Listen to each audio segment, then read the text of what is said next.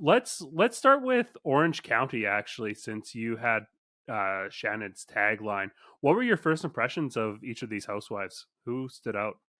Um, who stood at? It had to be Shannon because that was the topic of the day, and I just I feel for her. Other than that, I mean, I've seen Taylor before. Oh, okay, yeah, She's been in on the TV when I've walked by and watched. I mean, I think she's famous for a meme. Is she not with the cat? yeah. The meme with the cat.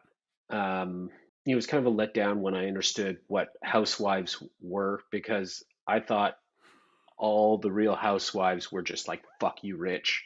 And Oh, yeah. I was going through Cameo around Christmas time and you could get a cameo from Taylor for like $50. Yeah. It was just like, this is not the fantasy I had. This is, you shouldn't be on I this, bet you. Taylor. I bet she's charging a bit more now because that would have been before she like came back on Orange County. I'm sure it would have been filmed, but she was not back on screens yet. So that probably would have been a good time to buy Taylor. I mean, we could probably, throw up the difference in price now just to see how much. Yeah, I'm gonna see if I can find it now. So everyone get excited for Craig looks up information on the internet. Taylor Armstrong is now charging $90 on Cameo. So Okay. that would have been a bargain. Yeah. You should have got That's it. like a 100% increase at this point. Craig, have you um, gotten or purchased yourself or received a cameo from any of the housewives? I have received a Cameo from Kim D. It was my brother got it for me for my birthday. So yeah, I was excited about that one.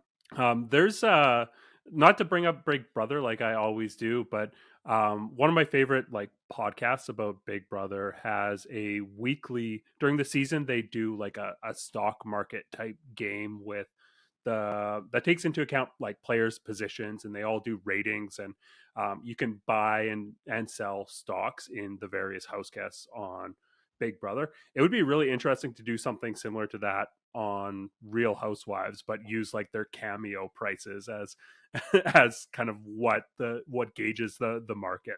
It could all go to uh charity. It would be a great, philanthropic activity for the housewives. yeah, for sure. Were those the only housewives that stood out to you, or did you have more? Um, I mean, Tamra and Eddie, that was the start of the episode. Sadly, their fitness, with Cut Fitness, had to close down, Yeah. and oddly enough, they opened up an office, but there was no business. That kind of stood out to me. Was just like it was like a if we build it, it will come. It was just kind of like, nah, he likes thinking in projects. Like Yeah. if we just build a runway in a farm field, the PJ will come. Let's just Yeah. that was the level of Yeah. affluence we were dealing with, is just like, yeah, if you have an office, businesses just grow. Didn't Tamara say like she like that's where he goes to masturbate or something like that? That's She doesn't care. like As long as yeah. he's out of They've been milking a storyline of having no bit. I mean, I think they do technically have a business, but clearly Eddie doesn't work for it in any meaningful way because exactly as you're saying, that they've really been milking a storyline of having pretty much no business for the whole story for the whole season so far. It's getting a little boring, in my opinion. Yeah, I think their business is like some sort of CBD oil thing or something like that that I've seen them promoting on Instagram. But you're right, it's just like it doesn't need to be a storyline. And honestly, Tamara, she's bringing enough this season that I don't think she needs this storyline in order to stay compelling. Like we could probably do without it. I don't unless it's going to pay off in some way towards the end of the season, but yeah, you're right. I could totally take or leave it. It seems like it's more for Eddie to be Um involved or something. I don't know. Yeah. Yeah. Let's get into your highlights, Dan. What were your highlights from this episode? highlights. I really felt that this episode was a little bit, I don't want to say boring, but in terms of like the storyline, it really was just an intervention for Shannon and her relationship.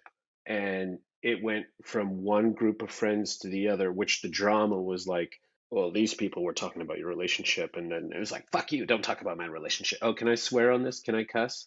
Yeah, All for right. sure. Fuck you, don't talk about my relationship. And then well, they were talking about your relationship, and now these people are talking about your relationship. And at the end of the day, you know, if it walks like a duck and talks like a duck, and I hate that I did this, but I had to Google it after to see what the relationship was. And spoiler Yeah. alert, it's not there. And really, come on, I mean, I feel like from this one episode, was it leading up to this? Was there a lot of this going on, or was this like the straw that broke the camel's back? So surprisingly, we hadn't seen very much of this up until about 2 episodes ago, is when this kind of got introduced. Um, but yeah, this, I guess, was some talk that was happening in the background where Heather, I guess Shannon had disclosed this to Heather, and Heather then spread it amongst everyone, and that's where the bulk of this conflict is coming. Well, John called her fat and unattractive, so that feels like a deal breaker. But there was like Yeah. this idea of like vaults and like different silos of vaults and how everyone had disrespected the vault. But like at the end of the day, it was just like, Shannon, come on. This guy's a Yeah. dickhead. Get rid of it. They're friends now, I Yeah. guess. I don't know. And nothing says I have a normal relationship like freaking out and storming out of the house screaming, I have a normal relationship. I am not irrational. I'm not irrational. Don't make me look irrational. But this scene was a definite highlight for me as well. I loved how it all played out. This kind of mid-season arc about Shannon's relationship was really rewarding for me. It was short and sweet. We might see it play out a bit longer, but I think that we get to see a lot of action in terms of the social, like Housewives strategy of the game. We got to see Gina really mastermind this situation by bringing it up to Tamra at that devil bitch lunch that they had a couple episodes ago, and it's just kind of been making the rounds. And she knew that Tamara was going to end up bringing this to Shannon, and I feel like Tamara played this really perfectly. Yeah, without further context about how everyone else was, and just, you do me, I'll do you party. All right, they're all doing something. It felt like game night was a bachelorette party in terms of just like, let's talk about Totally. all the fucking and sucking that we do, and keg stands, let's get it going. Um, just a typical games night for some socialites. Um, Vicki brought it. She brought the keg and she brought the energy. I really appreciated it. It's so nice seeing Vicki and Tamara back on the screens. I think they never should have been put on pause. I've said that multiple times over the past, but I am a firm believer that they are so core to what this current iteration of Real Housewives of Orange County is. I think you could make a case that Orange County needed to be rebooted at the end of last season, because it did feel like it was kind of slumping and just missing something. But I think we are seeing this season that it was missing Vicki and Tamra and that energy. Do you think Vicki will be back, Craig? I feel like I feel like she will be back. I mean, if it's, unless it's something that she says no to, I feel like Bravo is going to bring her back. I don't know. What do you think? As I was watching this, my honest thought was like, Shannon's always pumping up Vicki. She's gonna be so much fun. We're gonna have so much fun. I'm like, Vicki, I don't know. I guess she brings a keg. I was like, Craig, Craig's gonna love this. Craig's gonna be. Yeah. He loves Vicki. I'm not against Vicki. I do love Shannon, as you know, though, and her whatever a keg stand is supposed to look like. I honestly can't say I know, but whatever Shannon did was art.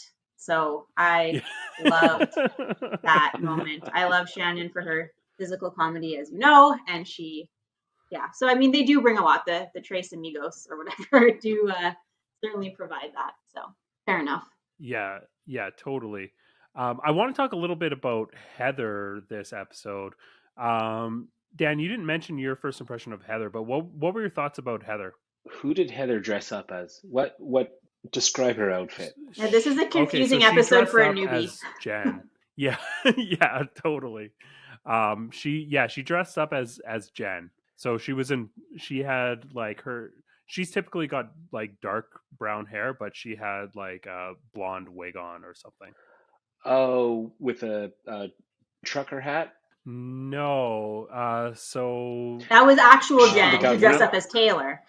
a yeah, little red kind of half yeah, back. yeah, the red thing, Okay, yeah. yeah. Oh, she's a little instigator. I did have some thoughts on Heather. They're escaping me right now. Um, I mean, I think she kind of got blamed for a lot of the secret talking, but really at the end of the day, it came out that like Shannon had talked to everyone. So whether Heather was evil or not, I can't really pass judgment on that because it sounds again like everyone was talking about it, and maybe, for what John had said, he was kind of a prick. But what I can say is that I was a little bit confused because during the episode they had a quick cut to Heather's relationship that said like Heather shut down the rumors that her boyfriend or her husband had cheated, and that was it. But then long drawn out like Shannon drama where she didn't get the Yeah. benefit of the doubt there. It was just like, and I felt so bad for Shannon because is as if you could see that once John had seen this episode, it was over, and that's what she kept saying. Is just like Yeah. this is it, definitively the timeline, which I don't know how long it takes to edit and put out, but she may as well just counted down the days and said, "Yeah, I can love you for 3 more months or however long that Yeah. is." I loved. Yeah, Oh, we have a special guest also. This is Mary. Um, I I love the moment where Shannon realized that she actually must have been blackout drunk telling people about her relationship because she does not remember who she told, and it was just a really real moment where she was like, "Oh my gosh, I don't know what I said to you." I was like, yeah. "Wow, that's a little key here, Shannon," but cool.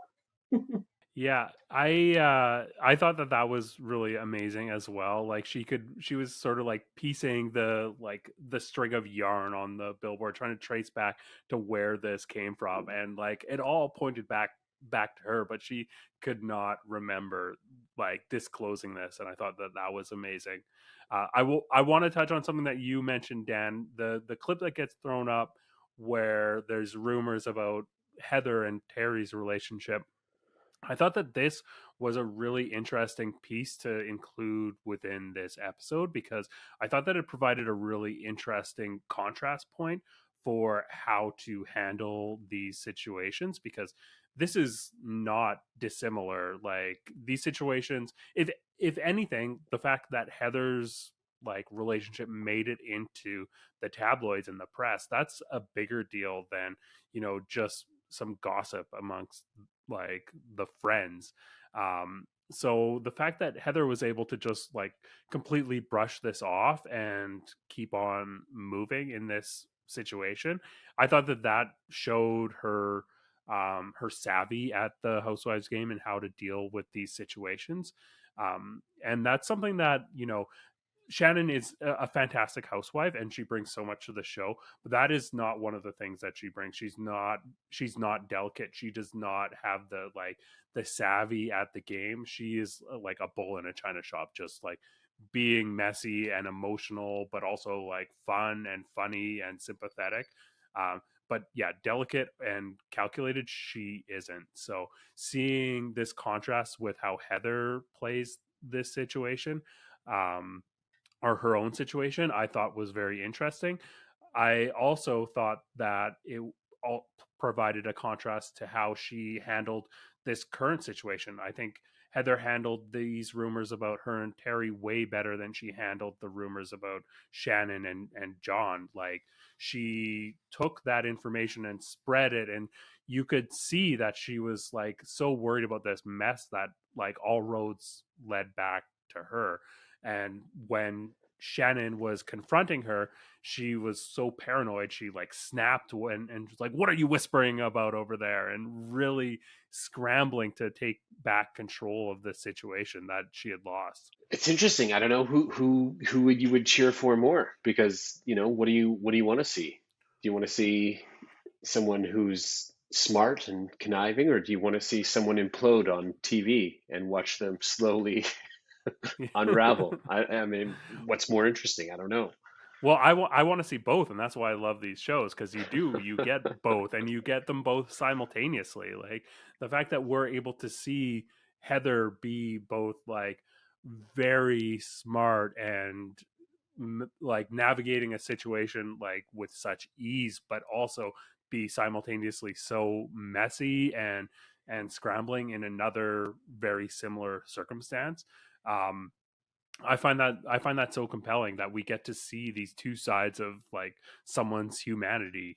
I wanted to give a shout out to the major character in that show for me was the music editor, because the difference between that and why was unreal in terms of when someone was plotting, it was very sketchy music. Like that music editor, it must be different from OC and NY, because they really played their part in that, and that certainly upped the stakes for me.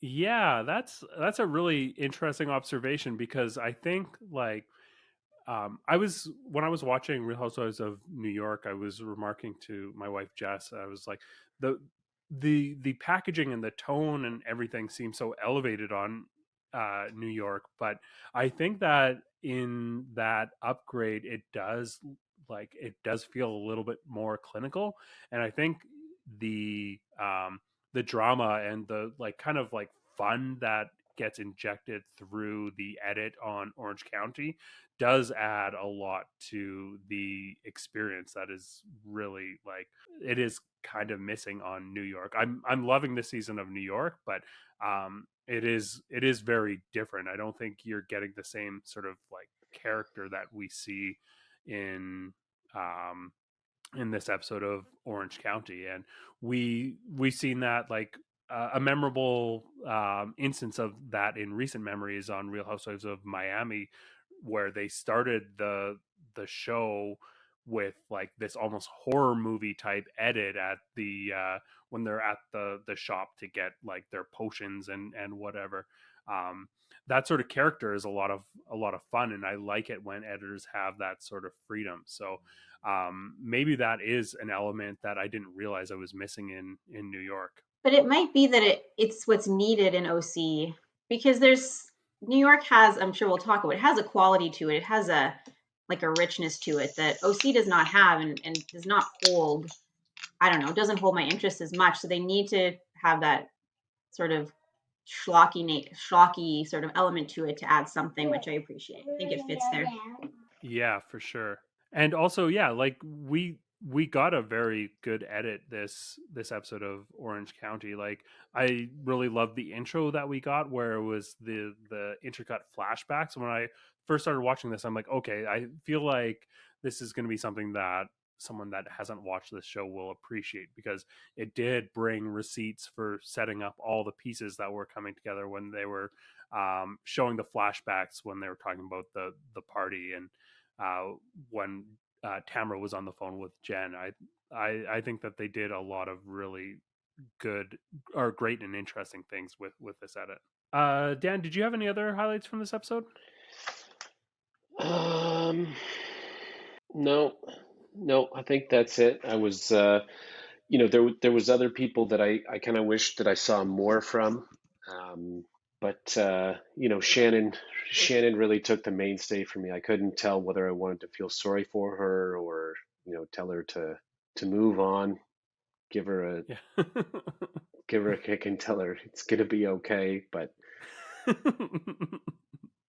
I think one of the things that really makes Shannon attached to John is that he is nothing special. He is like kind of a dud, but he is so much of an upgrade from David Beador, who has such serial killer vibes and is such like a trash person that she is clinging on for dear life to John. And I think that might motivate her to be so protective of this relation. Fair enough.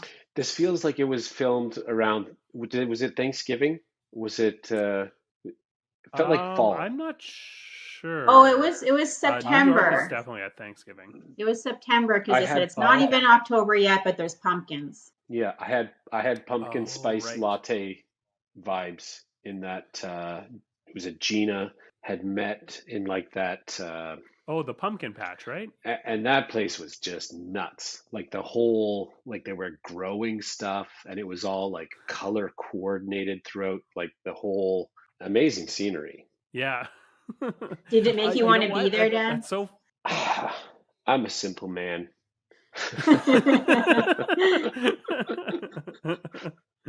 Well, I was gonna say I felt like this over this past weekend. I said like 5 or 10 times, like, you know what? I'm actually ready for fall. I don't know. I just feel like I'm ready for it, and maybe like this entered my subconscious, and that's what made me feel that way. Nice. Any normal It was person well is ready done. for fall. Just Yeah. joking. But I am. Sandy, what were your highlights from Orange County? Well, top one is the cake stand. Already mentioned that. I guess just the choice of this dressing up as each other party is classic OC. It's like total Mean Girls setup. Like it's literally a party to be mean, or you can be, and you probably Yeah. will be. And it was kind of fun to see who was going to be the meanest. And Shannon was kind of the meanest because Shannon did the terrible hair extensions, which was when Gina her life was falling apart, and she just had the worst hair. And fine, Shannon, but you're you're an underdog, so maybe have a little compassion, but whatever. And then there is not a lot of focus on Ryan and Jen in this episode, a little bit, and it's kind of a whatever storyline. But the flashbacks of Ryan, that's her boyfriend that everyone hates and is calling the town bicycle or whatever.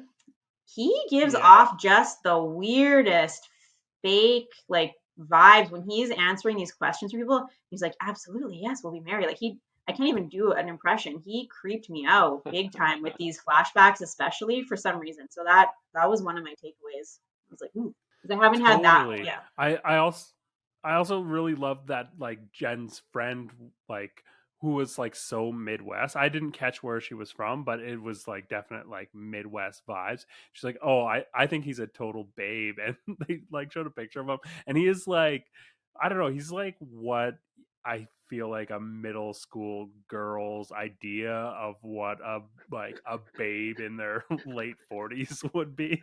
Like just very, very just like, I don't know, something very off, uncanny valley almost about it. Totally. But I also like was totally creeped out by Ryan in these flashbacks, or in the conversation that Jen had, where he was saying something like, "Oh, you're just self-sabotaging by like not wanting to marry me." Like she rightfully wants some time after getting out of this relationship, and so to be like, oh, we need to get married right away, you're just self-sabotaging, and it just felt very manipulative and icky. I was interested in the friend Taylor. Of course, they all have the same names, so that's not helpful. But the Midwestern friend, because I'm trying to figure out what her deal was, and I mean, it's her 15 minutes of fame too. So she was probably thinking about that. So she was like, "Aren't you going to get married? What's stopping you? Why aren't you jumping in? Unless you think you're going to find something out and really regret everything." And I'm like, what is your like? I don't know. I don't even totally know if I have her pegged, but it was an interesting take, and she's definitely the only person pressuring Jen to get married to this guy, unless she knows the big secret. I don't know. It was kind of interesting. Yeah, totally. Like definitely like feeding lines that they could give her either edit. Like either she was on the side of Jen being like, no, your relationship is rock solid, but also, depending on how things play out, just giving an out to the editors. Yeah, Though I think go that's ahead. Did you it. have more highlights? The only other thing was it seemed like Shannon was having a dog birthday party at the very beginning. I don't know.